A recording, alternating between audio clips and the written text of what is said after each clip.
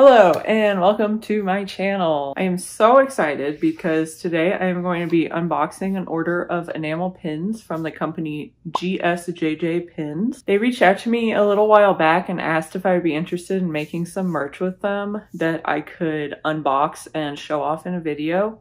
So I said, sure, that sounds awesome. They gave me the option between making pins, stickers, or lanyards. But since I haven't made any new pins for a while, I decided to go with that option. But yeah, so I'm super excited to see what they sent me. So let's get into it. Here's the box that they sent. They offered me a quantity of 30 pins, which is nice because, to be honest, I do not sell very many pins, and with other pin companies you have to buy so many at a time to make it at all cost effective. So they sent me 30, which is nice in my opinion. Alright, and here is the box with some nice little packaging on it. That's very cute. I like their little lion logo. Yeah, so let's break into it. Let's see what's in there. I always get so nervous when I'm cutting open boxes because I'm afraid that either the box is going to explode or I'm going to slice my hand open, which happens quite often actually. I'll open it like a caveman. That's fine, that's fine. Okay, let's see. Oh, this looks like a little promotional thing. Let's see what's in here first. American flag pins. That's kind of funny. But I like this like packaging box. That's really cool. Okay, let's look at my pin design. Yay!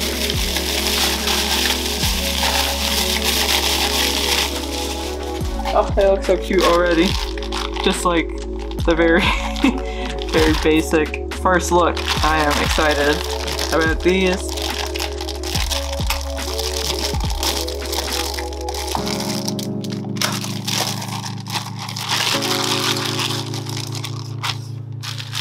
Oh yes, nice. Wanted to pick a random one to open up and look at, so let's do that real quick. Oh, look, they're so cute. Oh my goodness, I'm really happy with these. So yeah, these are 1.5 inch long hard enamel pins, and they have a black nickel plating on them. They also have a little bit of screen printing on the face, the little blush marks, the pentagram, and it's kind of hard to see, but there's like a little detail on the flame at the top. But yeah, these look so cool. And then on the back there is a single pin back, and also there is the GSJJ branding on it. I will say ahead of time I did know that they were going to put their own branding on it. I think you could ask them if they could take it off and switch it for a back stamp with your own name on it. But I decided not to ask them about that. It was shown on the proof that they sent beforehand, which I approved, so like I knew it was gonna be there. I just didn't want to bother them with saying, can I have my own name on it? So what I'm gonna do instead, I'm planning on handwriting my name on it with a paint marker later on, because personally I like to see where pins are from. I collect pins and I like to remember who the artist is, so yeah. And also since I only have 30 of these, I thought that it would be cheaper to just write my own name on it. That was 100% my decision, just an FYI. But I think it's important to consider if you want to get pins from this company yourself. Just taking a quick look at all of these, they look very cute. I don't see any huge glaring flaws right away, which is a good thing. But I didn't expect there to be. I do want to get in here and take a closer look at all of these so I can see like how many seconds grade or B grade pins there are. In the past, when I've ordered pins, I usually expect like 10% B grade percentage, but I will say I am both very picky when grading, and also I don't really care if they're B grades because I still sell them just at a slightly discounted price, but still enough to make profit on them. I feel like that's a weird mix of emotions for making pins, but that's just how I am. I wanted to mention I don't make a lot of full color pins. I usually make metal with black, maybe white enamel only. So this is one of the very few pins I've made that has a lot of color on it. And yeah, I am really happy with how the colors turned out. They're very cute colors, oh my goodness. I really love the purple especially. I just want to say, yay, good job on the color matching, and yeah.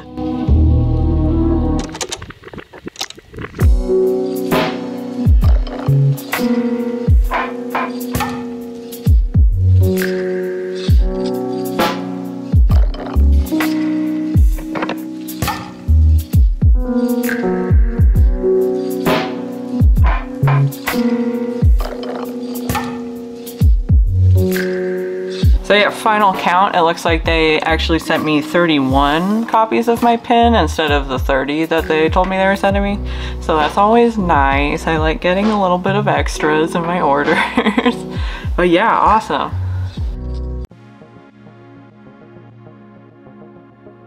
So GSJJ as a company has been around for over 20 years, so obviously they have a lot of experience making pins and other such items. Like I mentioned before, they make pins, stickers, and lanyards, but they also offer patches, which is nice because a lot of pin sellers also sell patches. And they have things like challenge coins, medals, belt buckles, enamel keychains, and other metal products like that. They offer free design services, which can be really helpful if you're new to making pins or merch. And they also have free shipping to the US, UK, Canada, and Australia. Shipping prices have been so outrageous over the past few years, so that's really nice, honestly. I used their website to get a quote for what my personal pins would have cost, and you can see the specs here. I also paid an extra $32 out of my own pocket for the screen printing, so if we add that to this total, I would have paid a total of $316 for 30 pins. $75 of that went to the mold cost, which is something that you only pay once and don't have to pay again when you reorder the pins. And also the price per unit decreases the more quantity you buy, which is true for pretty much every product you manufacture. Most pin companies have a minimum order quantity of 50 or 100 per design, which can honestly be really intimidating if you're new to pins or to selling art in general. GSJJ does not have a minimum, so if you're willing to pay a little more per unit, then that can be a really good option for trying out a new design or a new product.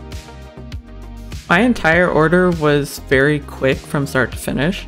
It took 10 days from me sending them my art file for them to manufacture and mail the pins out. I didn't receive a photo of the pins before they shipped, which I do usually get from other manufacturers, but I personally don't really care that much. If you do want to see that, if you are interested in a pin picture before they ship it, you can probably ask them for a picture because they were really nice and friendly to talk to. The shipping itself was also really quick. They sent it via FedEx and it actually arrived 5 days after they were mailed out. In this clip, I'm sorting through the pins and cleaning them off with a microfiber cloth.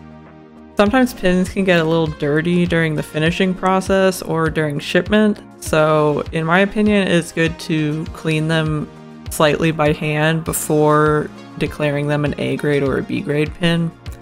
Some people also don't bother grading pins, which is also totally fine to do, and you just have to decide what you think is best for your business and what works for you personally. I like grading pins, but I totally understand why not everyone wants to do that.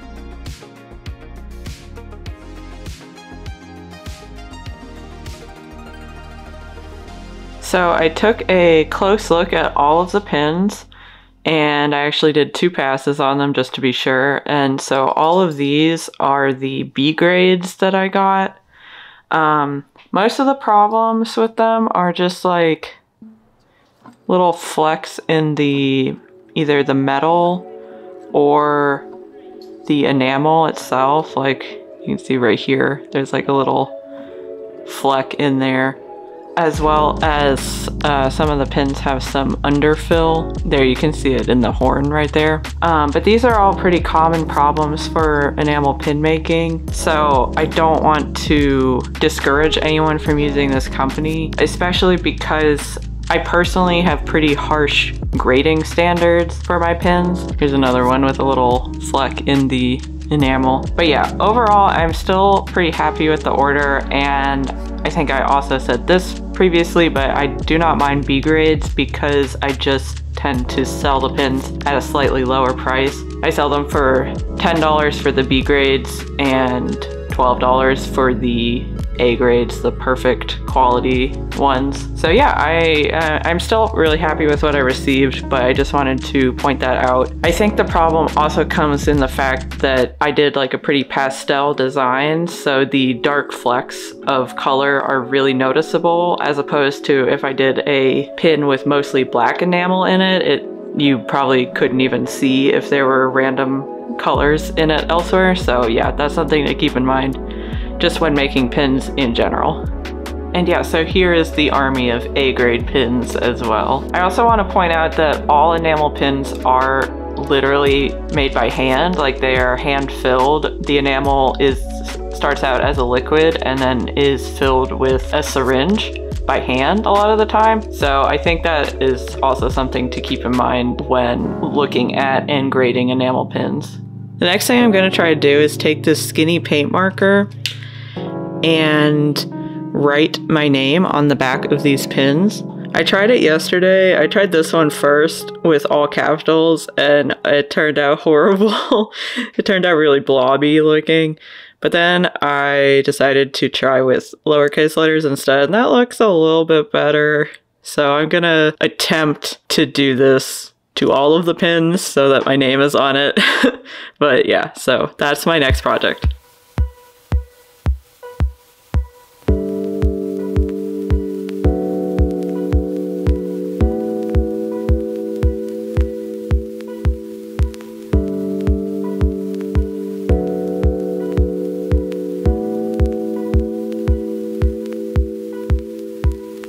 Okay, these don't look too bad, honestly. I think I'm gonna do a second pass on the paint before putting the card on the back of them, but yeah, I think it looks okay.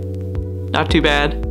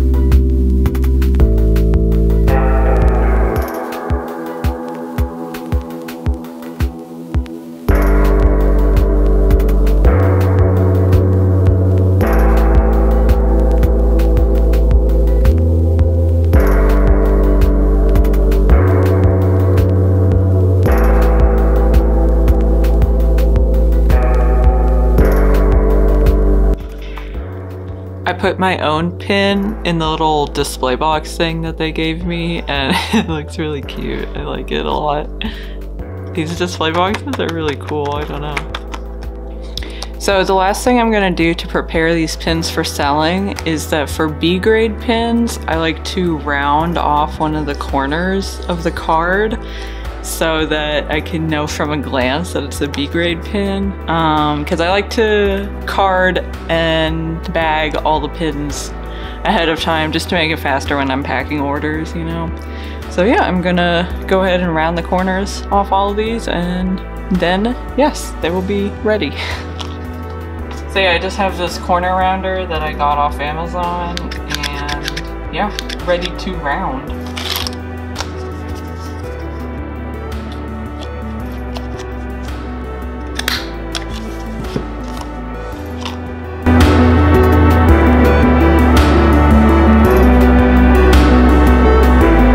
So here is my box of D grades. I'm gonna keep one of these for myself and then use the other one for a display for conventions and stuff. And yeah, here are all my A grade pins too. I feel like it's a pretty fair split between the two grade quality. And like I said, I'm really picky with my grading, so honestly, this seems about right for the other pin orders I've made, so yeah. I just want to say thank you again to GGSJ Pins for sending me these enamel pins and reaching out and asking if I wanted to work with them. That's awesome. I really love how my pin turned out, and they were really easy to work with. The sales rep was really friendly and answered all my questions. I actually submitted them a Photoshop document instead of a standard vector or Illustrator file. But they were still able to make my pin perfectly and to all the correct specifications. So I appreciate that because I hate working in Illustrator personally. So anytime I can just give a raster file to a manufacturer instead of a vector, that's awesome to me. And so I really enjoyed my experience with them. If you're in the market for some enamel pins, maybe you should try them out. Especially if you maybe haven't made pins before and are really intimidated by the process and need some help and assistance and don't like vector files and all that kind of stuff. So yeah, thank you to GSJJ for sending me these pins. And also, if you liked the design of these pins, please feel free to follow me on social media, and I will be announcing on my social medias when I'll be releasing these pins in my shop. And if you like this video, and if you like spooky cute, horror cute kind of art, please feel free to give it a thumbs up and maybe subscribe to my channel for more content like this. Thank you for watching. I'll see you in the next one.